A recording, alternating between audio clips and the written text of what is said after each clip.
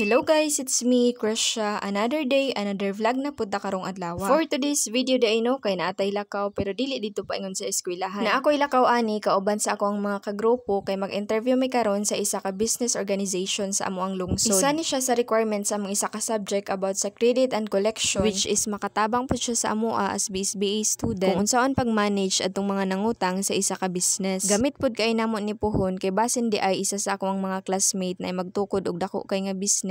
Anyway, ang pangalan day sa business organization karon nga among interviewhon kay LYR Marketing. Mao ning isa sa mga business diri sa among lungsod nga gapautang og bisan unsa nga mga appliances like TV, ref, air conditioner, washing machine ug bisan unsa pa nga mga appliances ang available diri sa ilaha. Fast forward, nag-picture taking nami ani for documentation. Kay mao ni ang among ebidensya nga nag-interview gyud mi. Ay sus. Pag human na mog interview, nanguli ra pod dayon mi kay aron pod makapahulay sad mi. Char. Bitaw, mao lang sa ato guys. Salamat sa inyong pagtan-aw.